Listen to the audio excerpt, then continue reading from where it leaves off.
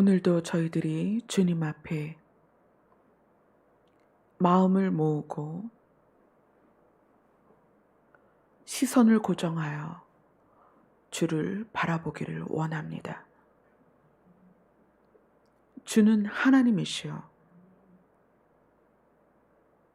살아계신 분이며 우리를 지으신 분입니다. 하나님이 우리의 주인이십니다. 이 고백이 우리의 마음과 삶에서 드러나게 하여 주시옵소서. 예수님 이름으로 기도드리옵나이다. 아멘. 비대면이 너무 오래 지속이 되고 있어요. 다른 곳은 다 풀렸는데 교회만 현재 풀리고 있지 않습니다. 정말 우리가 몸으로 신앙생활이 익숙해졌다면 이제는 마음이 하나님께 고정되지 않으면 견딜 수 없는 때를 지나고 있습니다. 많은 분들이 그렇게 이야기를 해요. 교회를 가지 못하는 시간이 한 주 한 주 늘어나니까 마음이 지치고 우울증이 오고 교회에 모이지 않는다는 것이 이렇게 힘든 것이구나라는 것을 체감하는 시간들입니다. 그래서 더더욱 여러분들이 몸으로 교회에 오는 것보다 내 마음이 더 깊이 하나님과 교제할 수 있는 훈련하는 기간이라고 생각을 하셨으면 좋겠습니다. 비대면이 풀리고 대면 예배가 가능해지는 날 여러분들과 기쁨으로 만나게 될 것입니다. 오늘 말씀 사도행전 2장 36절로 47절 말씀입니다. 사도행전 2장 36절로 47절 말씀입니다. 같이 읽겠습니다. 시작. 그런즉 이스라엘 온 집은 확실히 알지니 너희가 십자가에 못 박은 이 예수를 하나님이 주와 그리스도가 되게 하셨느니라 하니라. 그들이 이 말을 듣고 마음에 찔려 베드로와 다른 사도들에게 물어 이르되 형제들아 우리가 어찌할꼬 하거늘. 베드로가 이르되 너희가 회개하여 각각 예수 그리스도의 이름으로 세례를 받고 죄 사함을 받으라. 그리하면 성령의 선물을 받으리니 이 약속은 너희와 너희 자녀와 모든 먼데 사람 곧 주 우리 하나님이 얼마든지 부르시는 자들에게 하신 것이라 하고 또 여러 말로 확증하며 권하여 이르되 너희가 이 패역한 세대에서 구원을 받으라 하니 그 말을 받은 사람들은 세례를 받음에 이날에 신도의 수가 3,000이나 더하더라. 그들이 사도의 가르침을 받아 서로 교제하며 떡을 떼며 오로지 기도하기를 힘쓰니라. 사람마다 두려워하는데 사도들로 말미암아 기사와 표적이 많이 나타나니 믿는 사람이 다 함께 있어 모든 물건을 서로 통용하고 또 재산과 소유를 팔아 각 사람의 필요를 따라 나눠주며 날마다 마음을 같이하여 성전에 모이기를 힘쓰고 집에서 떡을 떼며 기쁨과 순전한 마음으로 음식을 먹고 하나님을 찬미하며 또 온 백성에게 칭송을 받으니 주께서 구원받은 사람을 날마다 더하게 하시니라. 아멘. 사도행전 2장 36절로 47절 말씀은 저희들이 지금 3개월째 보고 있습니다. 7월 첫 주부터 시작이 돼서 7, 8, 9, 9월 마지막 주예요. 아무래도 10월 달까지 갈 것 같은데 오늘 본문은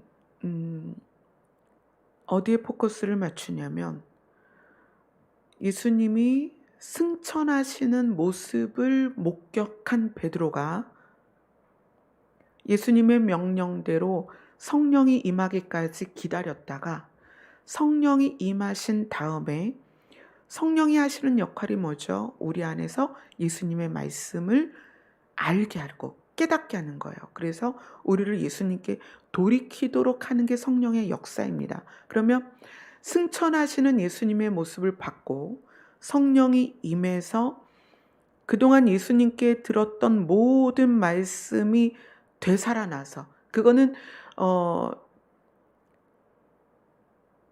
지식으로 저장된 말씀이 기억났다는 게 아니라 깨달아졌다는 거야, 마음 안에서. 그런 베드로가 처음으로 많은 성도들이 아닌 예수님을 십자가에 못 박은 자들을 향하여 말씀하신 이 설교, 첫 설교를 듣고 그 사람들의 반응이 뭐냐면 마음에 찔렸다, 이렇게 얘기를 해요. 마음에 찔렸다. 이 마음에 찔려서 근심이 되고 어찌할꼬 했던 이 사람들이 나중에 어떤 모습으로 변했냐면 날마다 마음을 같이 했다, 이렇게 표현이 돼요. 순결한 복음을 듣고 그들이 가장 먼저 반응이 됐던 건 마음입니다. 마음이 찔렸다. 그리고 그들의 마음이 다루어지는 시간들이 있었고, 그리고 나타난 현상이 뭐냐면 마음을 같이하여, 날마다 마음을 같이하여 성전에 모이기를 힘썼다. 그럼 그들의 마음은 어떻게 변했고 왜 변했느냐? 오늘은 그 부분을 조금 더 말씀을 통해서 알아보도록 할게요. 오늘 이제 말씀을 좀 많이 찾아볼 거예요. 여러분들이 표기를 할 수 있으면 표를 하고 나중에 다시 한번 그 말씀을 순차적으로 스스로 읽어보시면 좋겠습니다. 출애굽기를 가겠습니다. 출애굽기 19장입니다.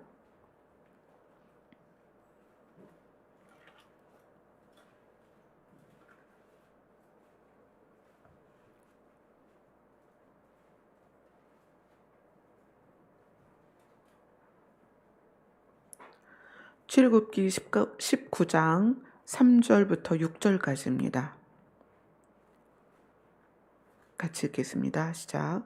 모세가 하나님 앞에 올라가니 여호와께서 산에서 그를 불러 말씀하시되 너는 이같이 야곱의 집에 말하고 이스라엘 자손들에게 말하라.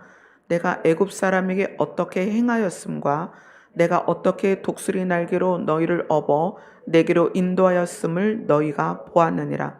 세계가 다 내게 속하였나니 너희가 내 말을 잘 듣고 내 언약을 지키면 너희는 모든 민족 중에서 내 소유가 되겠고 너희가 내게 대하여 제사장 나라가 되며 거룩한 백성이 되리라.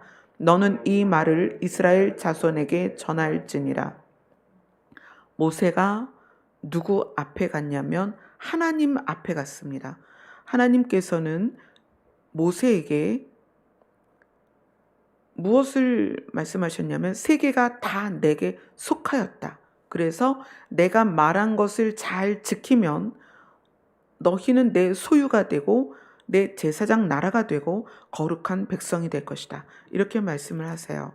모세는 하나님으로부터 들은 모든 내용을 창세기, 출애굽기, 레위기, 민수기, 신명기까지 모세의 손에 의하여 성경이 쓰여집니다.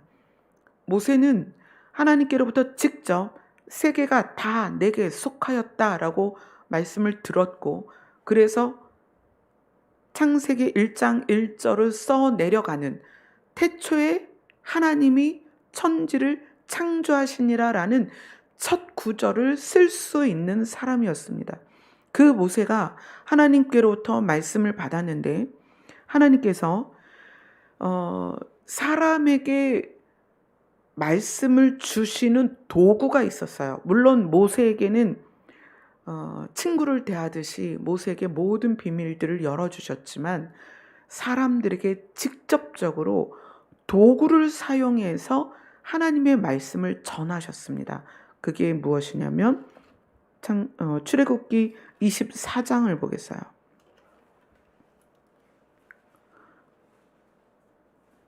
출애굽기 24장 12절입니다.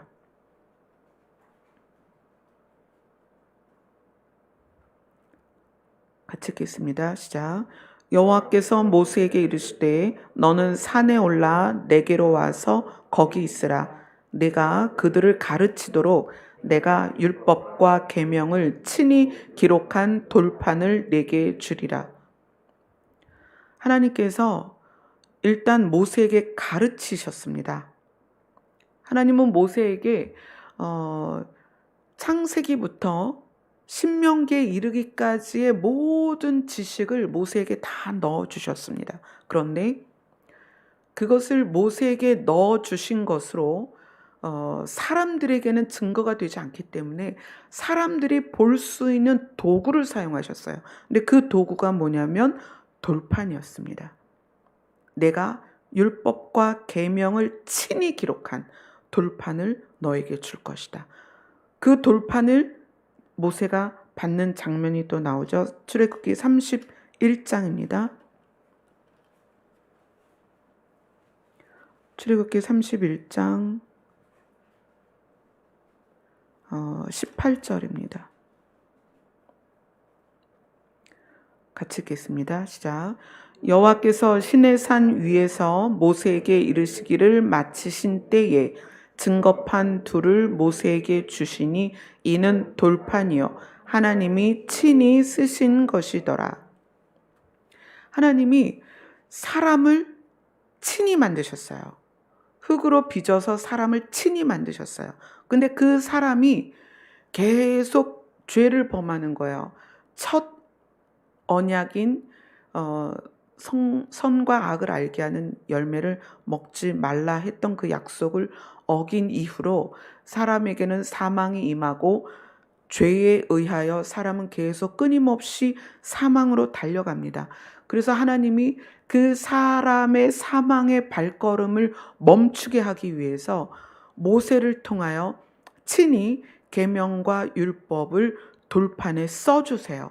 물론 모세에게는 아주 섬세하게 태초에 하나님이 천지를 지으신 것부터 해서 사람이 어떻게 하면 사망에 이르지 않는가까지 모든 걸 상세히 알려주셨지만 그것을 요약해서 사람들이 눈으로 보고 하나님이 주셨다라는 걸 깨닫도록 무엇을 사용하셨냐면 돌판을 사용하셨습니다. 그래서 하나님은 돌판에 친히 글을 쓰셔서 돌판을 새기신 거죠.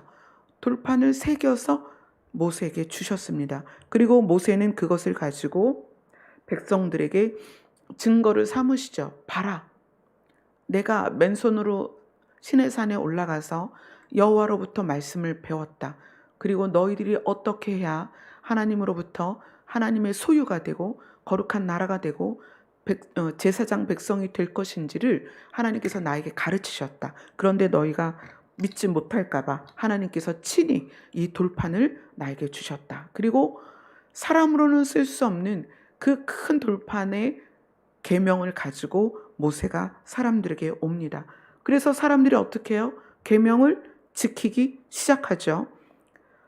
모세는 돌판에 있는 계명을 가지고 사람들을 가르쳐서 사람들이 그 행동 양식, 삶의 양식이 바뀌도록 유도합니다. 그러나 그 계명의 취지, 하나님이 그 계명을 사람들에게 주신 취지를 모세는 분명히 알았어요. 신명기로 가겠습니다.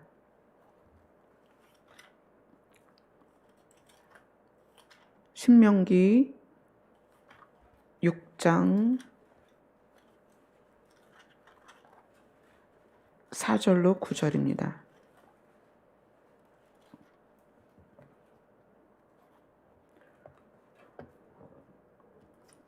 같이 읽겠습니다. 시작. 이스라엘아 들으라. 우리 하나님 여호와는 오직 유일한 여호와시니 너는 마음을 다하고 뜻을 다하고 힘을 다하여 내 하나님 여호와를 사랑하라. 오늘 내가 내게 명하는 이 말씀을 너는 마음에 새기고 내 자녀에게 부지런히 가르치며 집에 앉았을 때든지 길을 갈 때든지 누워 있을 때든지 일어날 때든지 이 말씀을 강론할 것이며 너는 또 그것을 내 손목에 매어 기호를 삼으며 내 미간에 붙여 표로 삼고 또 내 집 문설주와 바깥문에 기록할지니라. 모세가 하나님의 말씀을 자기 지식으로 다 받았습니다. 그리고 이 말씀을 주신 취지를 모세는 알았습니다. 그리고 하나님은 사람들에게 보이는 증거로 돌판을 주셨어요. 모세는 그 돌판을 가지고 사람들에게 내려와서 봐라, 하나님이 이렇게 살아야 된다고 말씀하셨다. 그리고 아주 세밀한 그 율법의 조항들을 사람들에게 가르칩니다. 그것이 이제 신명기 안에 나오죠. 그런데 이 여호와의 명령과 규례와 법도의 취지가 뭐냐면 하나님이 주인이시고 그 하나님을 우리가 사랑해야 된다는 거예요. 그 취지가. 그리고 하나님을 사랑하는 자들은 그 율법의 삶을 살다 보면 다른 사람들을, 고아와 과부와 나그네를 접대하게 되고 다른 사람들에게 해를 입히지 않고 윤리적이고 도덕적인 삶을 살 수 있는 그런 조항들이에요. 그 율법과 규례, 이 법도가 하나님이 주인이신 것을 인정하고 유일한 신인 것을 인정하고 그것을 지키는 내용은 삶 안에서 타인에게 어떻게 대할 것인가, 하나님이 주인인 것을 인정한 사람이 어떻게 살 것인가, 이게 율법이라는 거예요. 그럼 취지가 이스라엘 사람들에게 잘 전달이 됐다면 이스라엘 사람들은 여호와를 떠나지 않고, 그죠? 첫째는 여호와를 떠나지 않고, 그 다음에 그 마음이 선하여서 사람과 사람 사이에 사랑하는 삶이 됐을 거라는 거예요. 그런데 그것이 되지 않았죠. 이스라엘 백성은 지속적으로 하나님을 떠납니다. 그리고 삶 가운데 죄가 관영하게 돼요. 하나님이 주신 율법은 그 취지가 유일하신 하나님, 신이 우리의 주인인 것과 하나님이 우리의 주인인 것을 인정한 사람이 어떻게 살 것이냐, 그것이 율법입니다. 그래서 모세는 이 율법을 어떻게 마음에 새겨라. 하나님은 돌판에 새겨서 너희한테 보여주셨는데 이 말씀은 행동으로 지켜지는 게 아니라 마음에서 시작이 돼야 된다. 모세가 하나님의 말씀의 취지를 분명히 알았습니다. 그런데 그렇게 되지 않았죠. 그래서 어떻게 돼요? 구약의 시대가 말라기로 종결될 때까지 사람들은 지속적으로 하나님을 떠나고 하나님을 없다 하고, 그 다음에 사람과 사람 사이에는 지속적으로 죄가 가득합니다. 그래서 하나님께서 이 세대에 대하여 계시를 하십니다. 예레미야로 가겠습니다. 예레미야 31장입니다.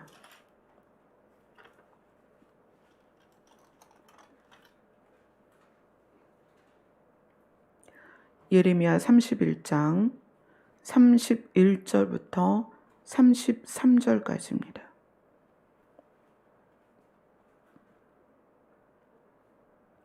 같이 읽겠습니다. 시작. 여호와의 말씀이니라. 보라, 날이 이르르니 내가 이스라엘 집과 유다 집에 새 언약을 맺으리라. 이 언약은 내가 그들의 조상들의 손을 잡고 애굽 땅에서 인도하여 내던 날에 맺은 것과 같지 아니할 것은, 내가 그들의 남편이 되었어도 그들이 내 언약을 깨뜨렸음이라. 여호와의 말씀이니라. 그러나 그날 후에 내가 이스라엘 집과 맺은 언약은 이러하니 곧 내가 나의 법을 그들의 속에 두며 그들의 마음에 기록하여 나는 그들의 하나님이 되고 그들은 내 백성이 될 것이라. 여호와의 말씀이니라. 하나님께서 예레미야를 통하여서 계시를 주시는데, 내가 모세에게 가르치고 돌판에 새겨서 준 언약이 있었다. 그런데 그 언약을 너희들이 파기했다. 나는 분명히 약속했다. 그 언약을 너희들이 지키면 너희들을 제사장 나라로 세울 것이고 너희를 내 소유로 삼을 것이고 너희를 거룩한 나라로 삼을 것이다. 분명히 약속했는데 너희들이 그 언약을 깨트렸다. 그래서 이제 후에 내가 새 언약을 맺을 것이다. 그런데 그 언약을 이제는 너희의 마음에 기록할 것이다. 그리고 나는 그들의 하나님이 되고 그들은 내 백성이 될 것이다. 이렇게 이야기를 하십니다. 예레미야는 그 언약이 성취되는 것을 보지 못하고 계시만을 백성들에게 선포하고 이 땅을 떠났습니다. 그리고 이 새 언약이 어떻게 이루어졌는가? 말라기의 그 이후에 400년의 암묵을 깨고 예수님이 이 땅에 오심으로 새 언약이 시작이 된 거예요. 그래서 그 새 언약을 받은 베드로가 이렇게 고백을 합니다. 베드로 전서로 가겠습니다.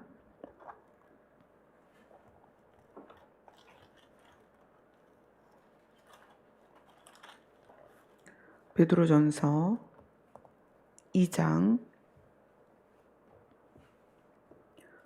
9절로 10절입니다.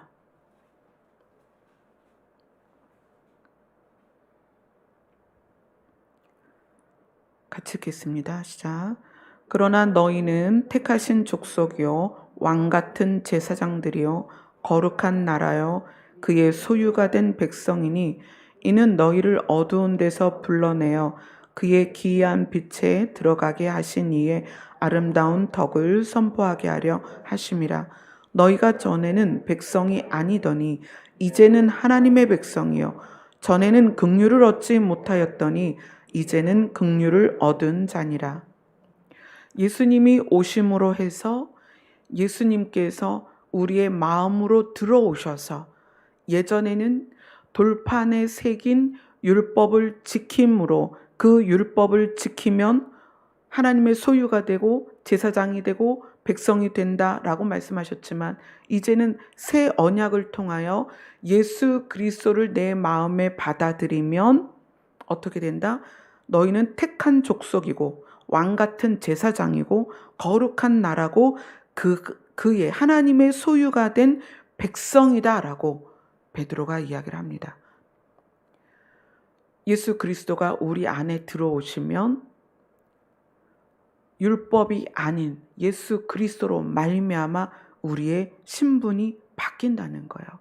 근데 여기서 중요한 거는 하나님께서 사용하시는 도구가 바뀌었다는 거예요. 구약의 율법이나 신약의 새 언약이나 우리에게는 어디에 적용되냐면 마음에 적용됩니다. 그런데 하나님이 사용한 도구가 달라졌어요. 어떻게 달라졌어요? 하나님이 처음에는 돌판에 언약을 새기셨습니다. 돌판에 계명을 새기셨어요. 그런데 새 언약은 어디에 새겨서 우리에게 주셨느냐? 예수 그리스도의 몸에 새기셨다는 거예요. 이게 뭘 의미할까요? 처음에 하나님은 돌을 깎으셨어요. 돌을 깎아서 비바람이 불어도 사람들의 눈에서 변함이 없는 그 돌에 깎아서 사람들에게 주셨습니다. 근데 그 돌은 여지없이 깨졌어요. 어떻게 깨졌어요? 모세가 그걸 들고 내려왔을 때 어떤 상황이 벌어지죠?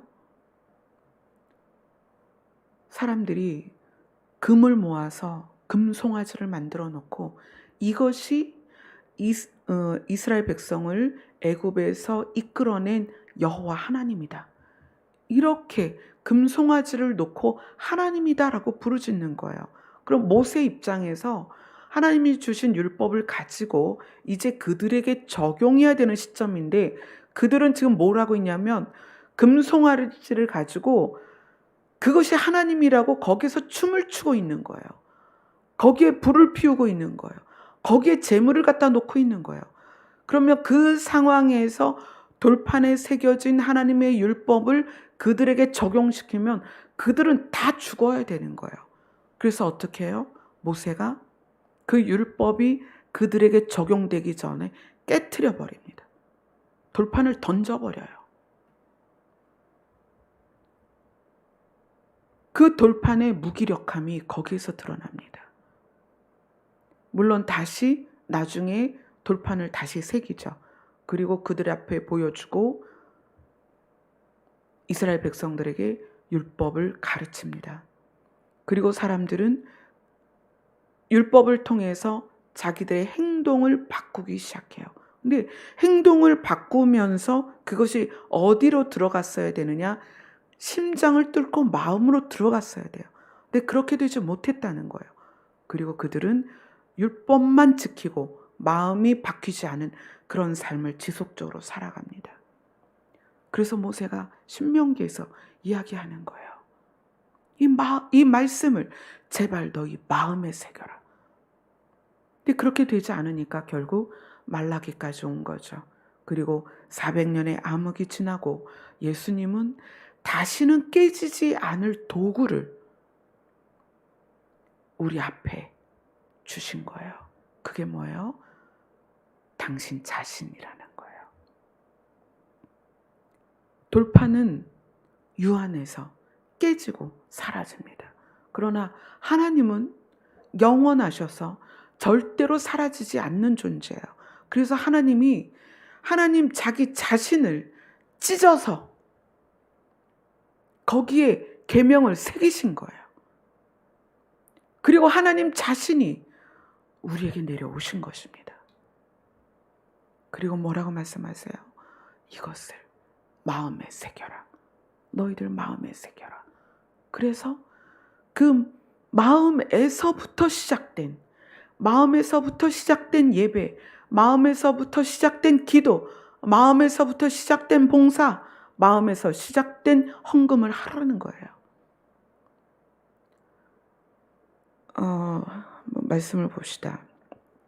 요엘서를 보겠어요.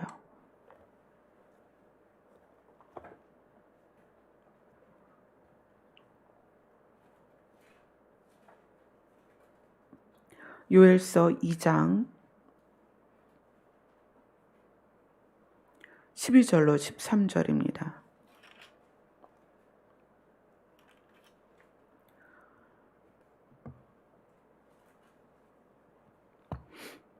구약의 끝자락에서 요엘이 하나님의 마음을 적은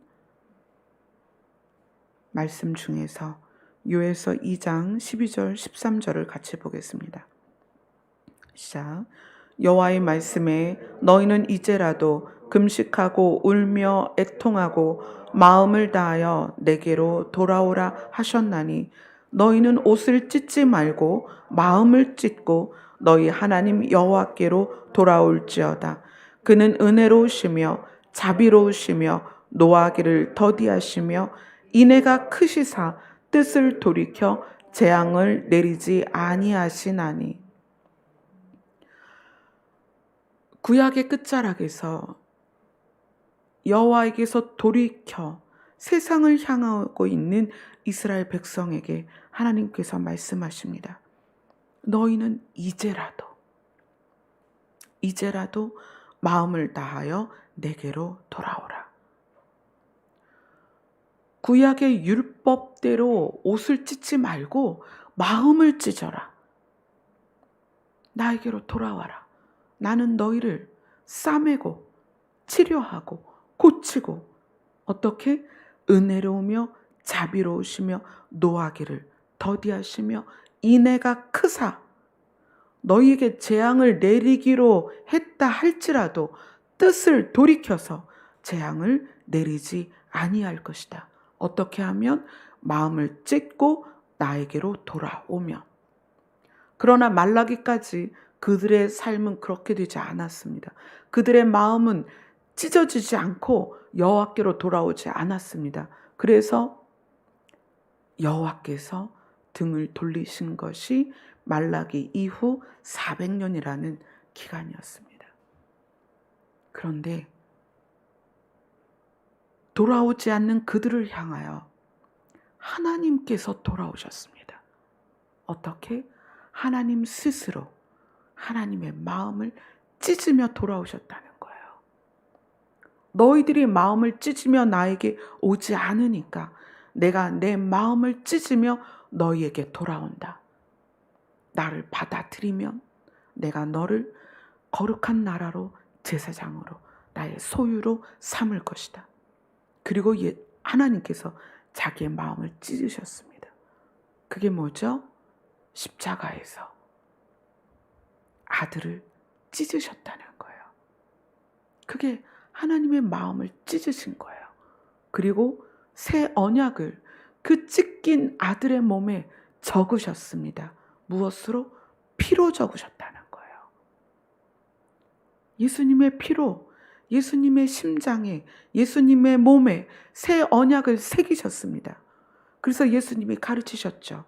내가 이제 새 계명을 너희에게 주노라. 하나는 하나님을 사랑하는 것이고 또 하나는 내 이웃을 사랑하는 것이다.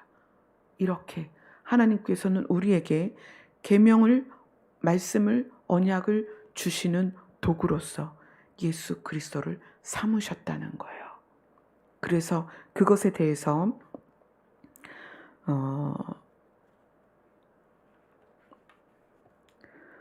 마태복음을 한번 볼게요. 마태복음 23장으로 갑니다.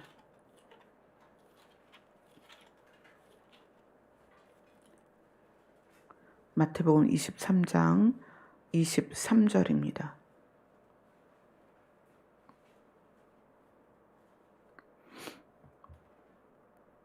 같이 읽겠습니다. 시작. 화 있을진저 외식하는 서기관들과 바리새인들이여, 너희가 박하와 회향과 근체의 11조는 들이되 율법에 더 중한 바 정의와 긍휼과 믿음은 버렸도다. 그러나 이것도 행하고 저것도 버리지 말아야 할지니라. 마음에서 시작이 되면 행동이 바뀝니다. 그러나 행동이 있는 것을 통하여 마음을 확인할 수는 없습니다. 그것은 하나님만 아십니다. 하나님은 우리에게 무엇을 요구하시냐면 마음을 원하시는 거예요. 마음이 있으면 마음에 의하여 행동은 자연히 바뀝니다. 그런데 이 말씀에 있는 외식하는 서기관들, 바리새인들은 박하와 회향과 근체, 여러 11조가 있는데 풀떼기까지 11조를 했다는 거예요. 얼마나 11조를 잘 지켰는지. 그러나 그 안에 정의와 긍휼과 믿음이 없다는 거예요. 이것도 행하고 저것도 버리지 말아야 할 것이다. 행동은 당연히 나와야 합니다. 우리의 삶의 모습은 반드시 윤리적이고 도덕적이어야 합니다. 옳아야 합니다. 정의로워야 돼요. 그러나 그것이 무엇에서 시작되었느냐? 마음에서 시작이 되어야 된다는 거예요. 하나님은 그것을 우리에게 가르치기 위해서 당신의 마음을 찢으셨습니다. 예수님이 십자가에서 죽으셨을 때 성전의 휘장이 위에서부터 찢어져 내려왔습니다. 하나님이 자기의 마음을 찢었다는 거예요. 예수 그리스도를 상하고 찢게 하신 것이 하나님의 마음을 찢으신 거예요. 그리고 그 찢긴 예수 그리스도의 피로 우리에게 새 언약을 주셨습니다. 그것을 경험한 베드로가 오늘 이 말씀을 전한 거예요. 그리고 이 복음이 그들에게 전해졌을 때 어디가 찔렸다? 마음이 찔렸다. 그리고 어떻게 바뀌었다? 그들의 마음이 순전한 마음으로 바뀌었다. 그것이 무엇의 능력이다? 복음의 능력이다. 새 언약의 능력이다. 돌판에 새겨진 언약이 아니라 살아있는 신의 몸을 찢은, 그래서 그 피로 새긴 언약의 능력이 뭐다? 마음이 바뀌는 거다. 그럼 오늘 그 본문 안에서 그들의 마음에 바뀐 것을 좀 더 구체적으로 나누겠습니다. 사도행전 2장을 보면 45절에 이렇게 나와요. 또 재산과 소유를 팔아 각 사람의 필요를 따라 나눠주며, 이렇게 나오죠. 이거는 겉모양이에요. 재산을 막 이제 성전으로 가지고 와서 사도들 발 앞에 두고, 사도들은 성도들을 보고 그들의 필요를 따라 나누어 줍니다. 재산과 소유를 팔아 각 사람의 필요를 따라 나누어 준다. 이거는 이제 겉모양이죠. 이것을 조금 더 구체적으로 나눈 이야기가 사도행전 4장에 나옵니다. 사도행전 4장 32절부터 37절까지입니다.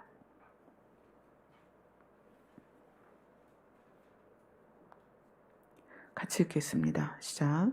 믿는 무리가 한 마음과 한 뜻이 되어 모든 물건을 서로 통용하고 자기 재물을 조금이라도 자기 것이라 하는 이가 하나도 없더라.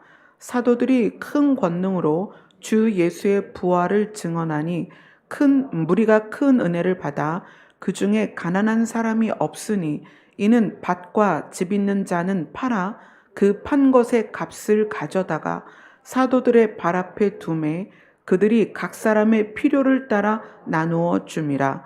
구브로에서 난 레이족 사람이 있으니 이름은 요셉이라. 사도들이 일컬어 바나바라, 번역하면 위로의 아들이라 하니 그가 밭이 있음에 팔아 그 값을 가지고 사도들의 발 앞에 두니라. 바나바는 다른 성경에서는 착한 사람이다, 이렇게 이야기를 해요. 바나바도 사도들 앞에 그 밭을 팔아서 그 값을 사도들 발 앞에 두었습니다. 그리고 이 공동체 전체의 모습이 믿는 무리가 한 마음과 한 뜻이 되어 모든 물건을 서로 통용하고 자기 물건을 조금이라도 자기 것이라 하는 이가 하나도 없더라. 바나바라 하는 사람이 자기 밭을 팔아서 사도들 발 앞에 두니라. 자, 이거는 현 시대의 교회가 헌금을 어떻게 해야 되고 헌금을 어떻게 사용해야 되느냐라는 아주 가장 기초적이고 모범적인 답안입니다. 여러분 오늘 오실 때 헌금 다 하셨죠? 저도 어김없이 헌금을 합니다. 저희 교회가 헌금을 전혀 강조하지 않고 가르치지도 않습니다. 그런데 오늘 이 말씀이 여러분이 가지고 있는 헌금에 대한 개념, 이거를 확실히 할 수 있었으면 좋겠습니다. 사도들은 성도들을 우리 사도행전 2장 그쪽 쭉 말씀을 보면 말씀을 가르쳤다라고 얘기를 해요. 그럼 그 말씀을 가르쳤다라는 것은 무엇을 말씀을 가르쳤냐? 예수 그리스도가 하나님의 아들이시고 그분이 이 땅에 오셔서 우리의 죄를 대속하셔서 우리가 이제 그분을 믿기만 하면 우리가 누가 된다? 하나님의 소유가 된다. 우리가 제사장이 되고 거룩한 나라가 된다. 거룩한 백성이 된다. 그래서 어떻게 된다? 하나님의 나라를 실제로 상속받게 될 것이고 우리는 그 나라의 주인이 될 것이다. 그리고 그렇게 하신 그 예수 그리스도가 다시 올 것이고 우리는 그분이 예비하신 처소에서 함께 지낼 것이다. 이런 그 말씀을 가르쳤다는 거예요. 그리고 성령이 예수께서 가르치신 천국 복음을 그들이 마음 안에서 깨닫도록 성령께서 가르쳤다는 거예요. 그러면 그 순결한 복음을 들은 사람들은 무엇이 변하냐면 자기의 신분이 변한 것에 대하여 가치가 변했다는 거예요. 무엇이 중요하다. 아, 우리는 이제 하나님의 백성이 됐구나. 하나님 나라의 백성이 됐고 하나님 나라를 소유할 자들이구나. 그래서 그들이 신분이 변한 것을 알고 무엇을 추구하게 되냐면 이 땅이 아니라 하나님의 나라를 추구하게 됐다는 거예요. 그래서 이 땅에서 삶을 살아가게 하는 도구가 되는 물질에 대하여 어떤 인식을 갖게 됐냐면 이 물질은 나를 위하여 쓰는 것이 아니라 우리 이 땅에서 하나님의 나라를 향하여 가는 공동체가 이 땅에서 사는 동안에 삶을 유지하는 수단 그 이상도 이하도 아니라는 거예요. 물질에 대한 가치가 변했다는 거예요. 자, 주인이 누구냐? 하나님의 주권을 깨달은 사람들이 나는 하나님의 것이고 아담이 눈을 떴을 때, 제가 그 얘기 자주 하죠. 아담이 눈을 떴을 때 온 세상은 이미 준비가 되어 있었습니다. 그래서 하나님은 아담에게 이 모든 것을 너에게 줄 테니까 정복하고 충만하고 다스려라 이렇게 이야기를 해요. 내가 너희에게 줄 테니까 네가 마음대로 해라. 우리는 어머니 뱃속에서 나오면서 이미 조성되어 있는 걸 가져다 쓰는 거예요. 어떤 게 여러분 거예요? 아무것도 여러분 거 아닙니다. 여러분이 태어나기 전에 있었던 거예요. 여러분의 부모님에게 여러분이 뭘 물려받나요? 그 부모님이 태어나기 전에 있었던 거예요. 단군 할아버지가 이 세상을 열었나요? 아니요. 그 전에 이미 이 세상이 있었습니다. 태초로 올라가 볼까요? 아담과 하와가 태어나기 전에 이 세상이 있었습니다. 이 세상은 누구의 소유예요? 하나님 것입니다. 세상은 하나님의 것입니다. 우리는 잠시 이 땅에 사는 동안에 하나님의 나라로 가는 이 과정 안에서 하나님의 것을 조금씩 얻어 쓰는 거예요. 빌려 쓰는 거예요. 순결한 복음은 그것을 깨닫게 합니다. 여러분이 쓰고 있는 마스크부터 여러분이 이곳에 올 때 사용한 신발이든 자동차든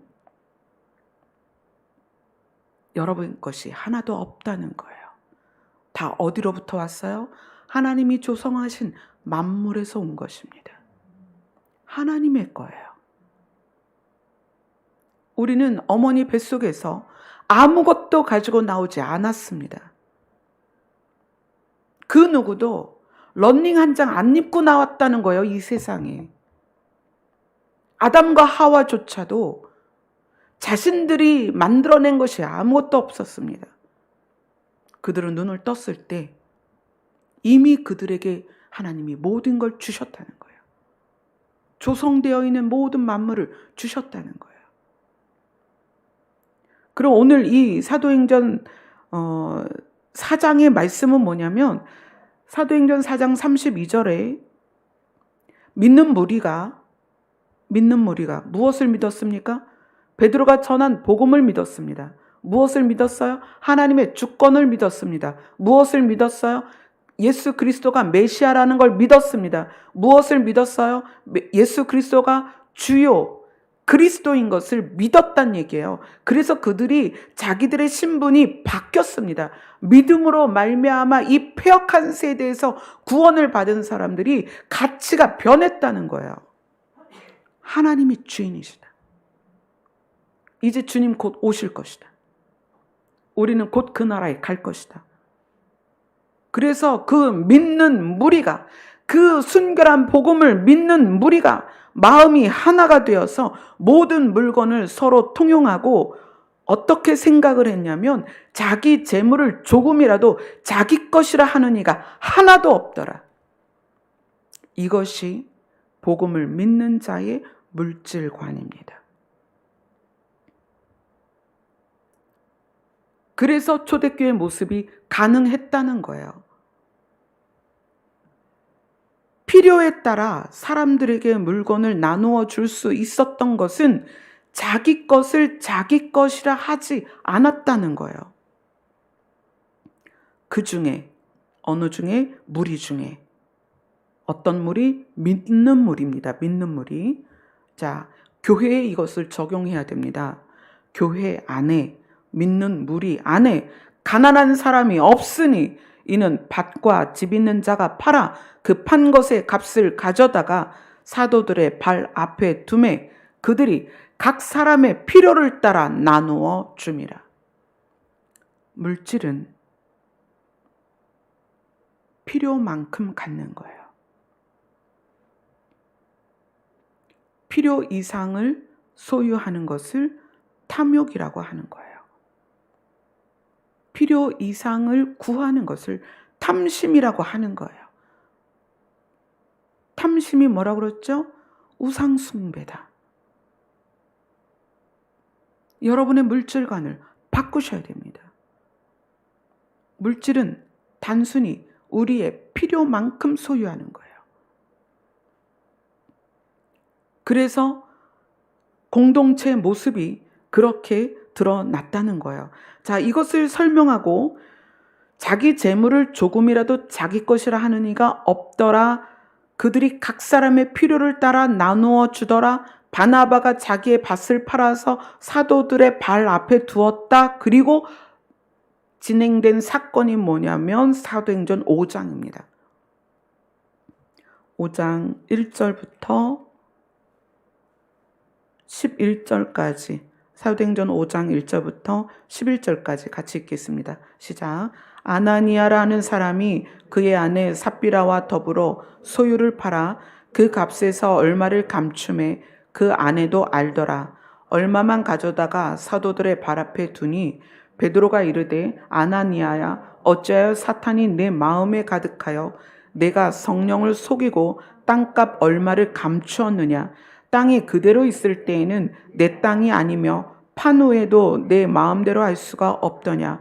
어찌하여 이 일을 내 마음에 두었느냐. 사람에게 거짓말한 것이 아니요 하나님께로다. 아나니아가 이 말을 듣고 엎드러져 혼이 떠나니 이 일을 듣는 사람이 다 크게 두려워하더라. 젊은 사람이 일어나 시신을 싸서 메고 나가 장사하니라.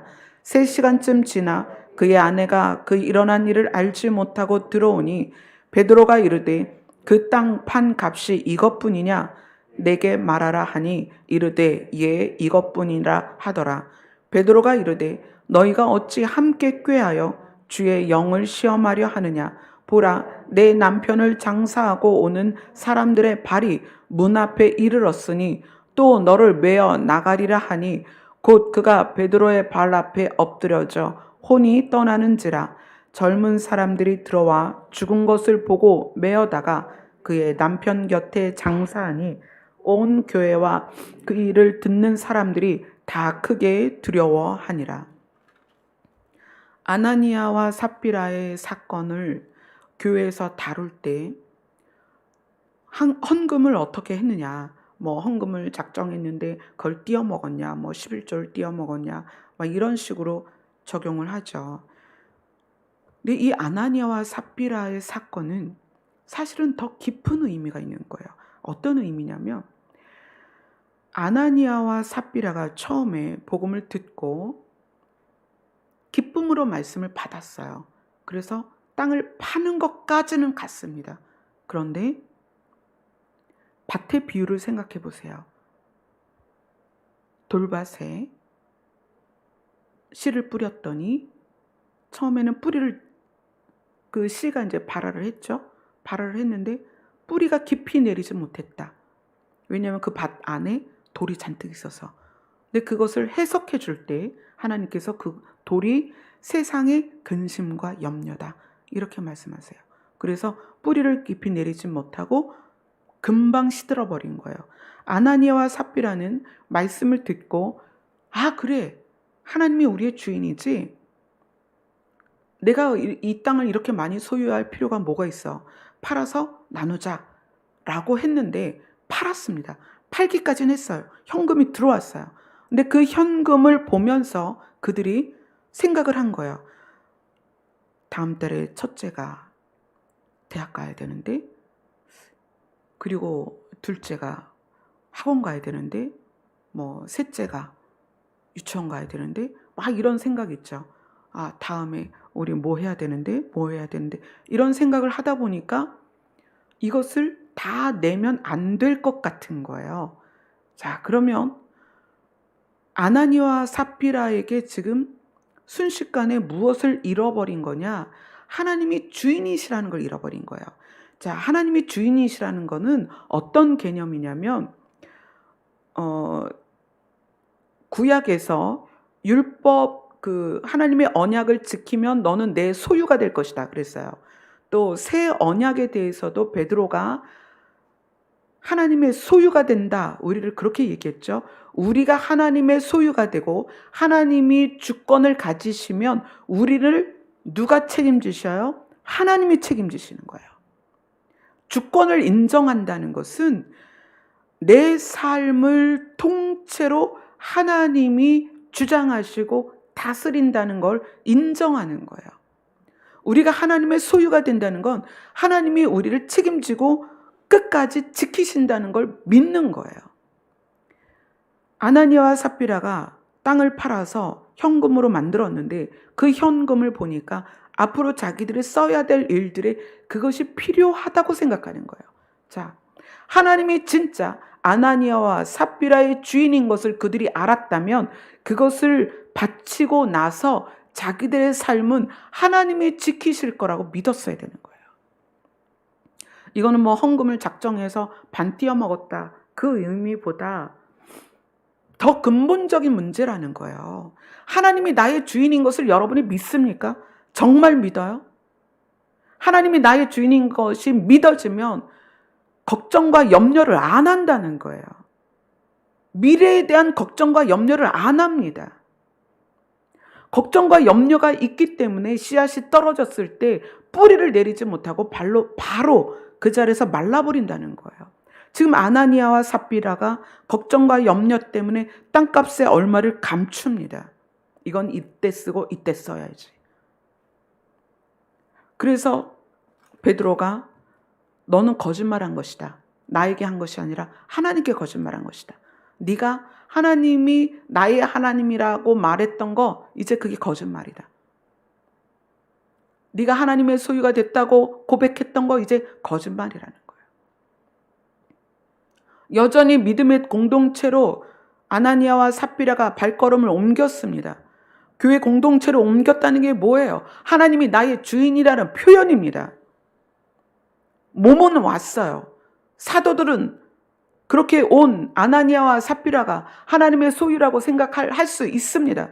그러나 하나님은 속지 않는다는 거예요. 아나니아와 삽비라 안에는 진짜 하나님이 누구다라는 게 마음 깊이 새겨지지 않았다는 거예요. 헌금은 모든 것이 하나님 것이다라고 생각된 사람이 드리는 게 헌금입니다. 그 다음에 교회의 헌금은 그래서 사람의 필요를 따라 나누어 줘야 합니다. 사람의 필요를 따라 나누어 준다는 것은 어떤 그 사회적인 통념을 벗어납니다. 그냥 간단하게 예를 든다면 사회는 구조적으로 임금이 측정이 돼요. 사장, 부사장, 뭐 과장, 대리, 뭐 이렇게 쭉 나오겠죠. 그러나 교회는 물질을 나눌 때 어떻게 해야 돼요? 필요를 따라 나눠야 되는 거예요.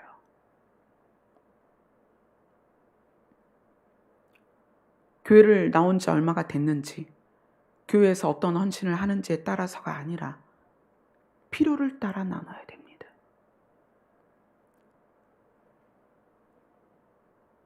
예를 들어서 사역자의 급여도 마찬가지예요.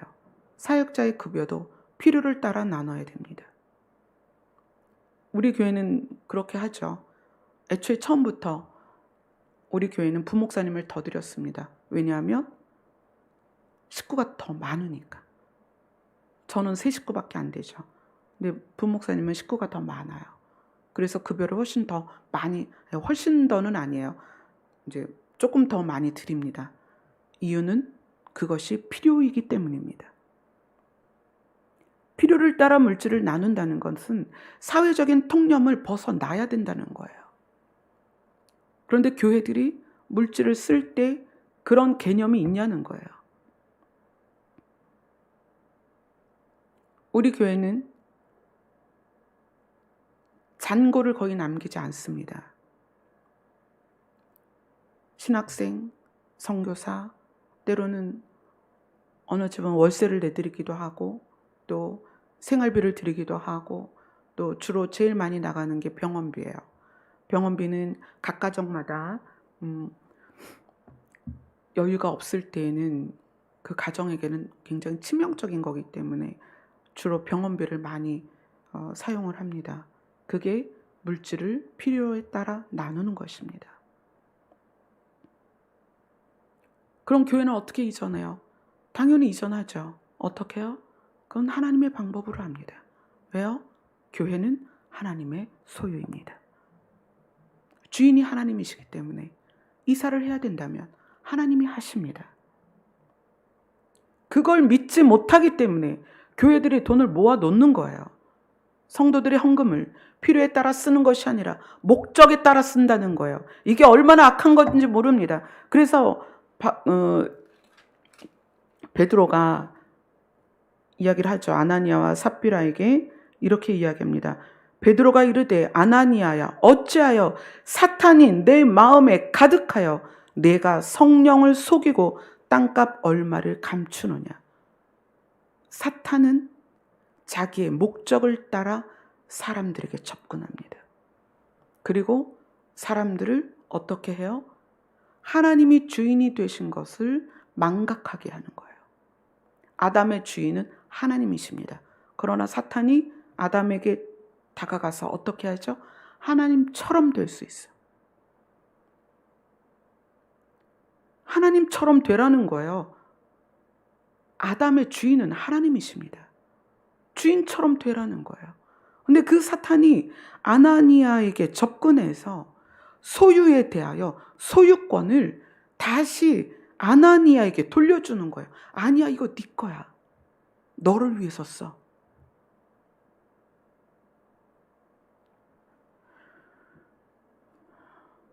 말씀이, 여러분의 복음이 여러분의 마음에 들어오면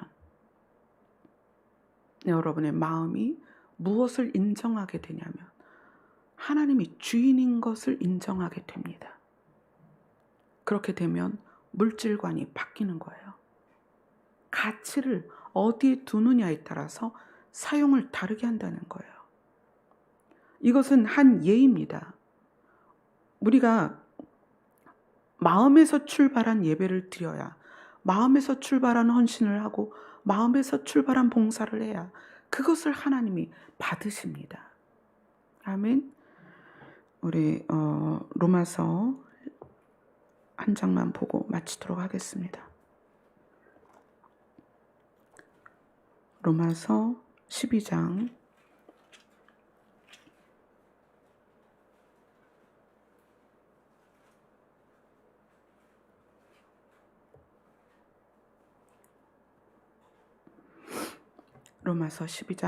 1절입니다. 1절 말씀입니다. 같이 읽겠습니다. 시작. 그러므로 형제들아 내가 하나님의 모든 자비하심으로 너희를 권하노니 너희 몸을 하나님이 기뻐하시는 거룩한 산 제물로 드리라. 이는 너희가 드릴 영적 예배니라. 우리 자신이 하나님이 기뻐하시는 제물이 되어야 되는데 우리 자신을 하나님이 기뻐하시는 거룩한 제물로 드리는 이것이 영적 예배다. 여러분, 영적인 게 뭐라고 생각하세요?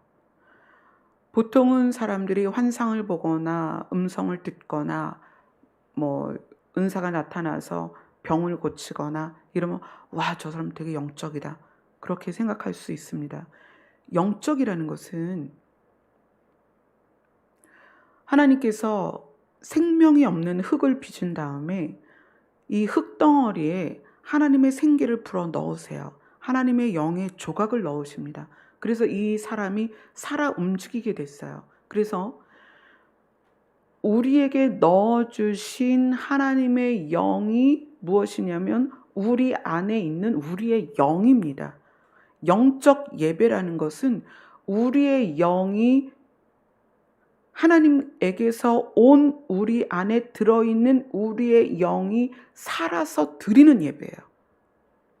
그럼 그거는 어떻게 우리 입장에서는 어떻게 드러나냐면 우리의 마음이 복음으로 인하여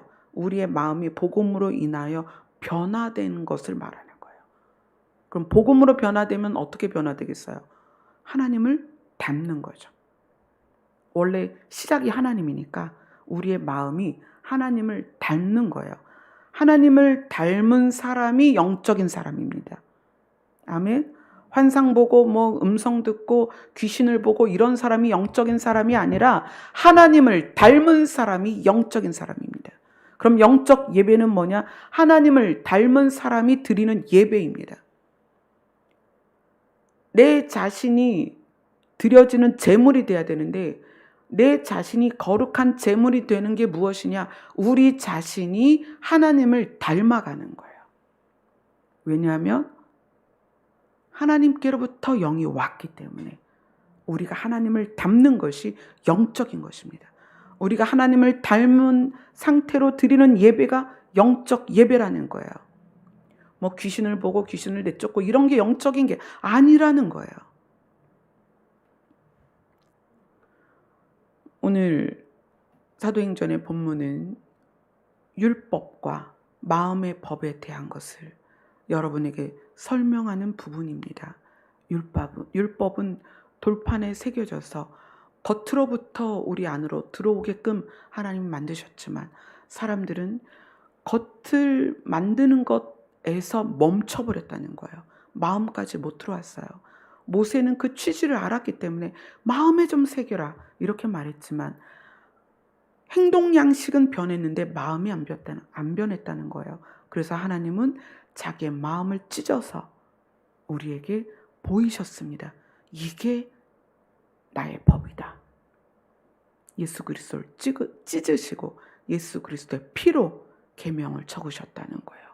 그리고 그것을 우리 마음에 받으라는 거예요. 베드로의 복음을 받은 그들은 가장 먼저 마음이 찔렸습니다. 그리고 마음이 순전한 마음으로 바뀌었다는 거예요. 그래서 그들의 모든 삶의 가치관이 순전한 복음으로 이동이 됐습니다. 저는 오늘 말씀을 준비하면서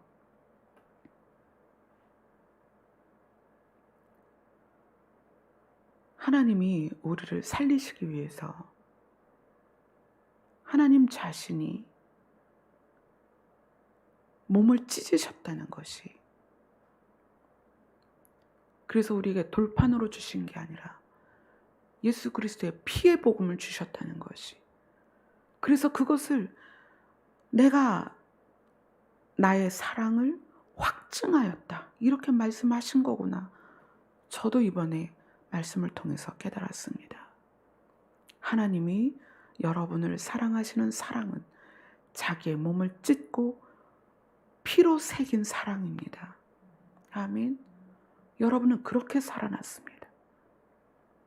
이제 여러분의 마음을 살피셔야 돼요. 우리는 이미 삶이 얼마나 의에 익숙해 있냐면 말과 행동과 또 교회에 모여서 이런 예배 형식을 갖추는 이것에 너무 익숙해 있어요. 거기서 멈추면 안 됩니다. 이 모든 것이 어디서부터 나와야 되느냐? 육에서 마음으로가 아니라 마음에서 육으로 나와야 된다는 거예요. 이것이 영적 예배입니다. 아멘. 아멘. 기도하겠습니다.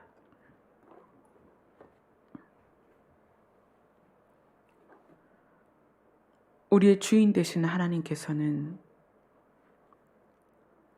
우리의 마음에 계명을 새기기 위해서, 우리 마음에 약속을 새겨주시기 위해서 스스로의 몸을 찢으시고 그 피로 그 언약을 새겨주셨습니다.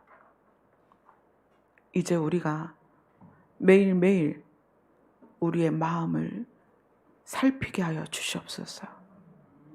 그래서 우리의 마음이 복음 안에서, 베드로가 전한 이 순결한 복음 안에서 우리의 마음이 찔림을 받고 순전한 마음으로 변화되게 하시고, 그래서 비로소 영적 예배를 드리게 하여 주시옵소서. 예수님 이름으로 기도드려옵나이다. 아멘.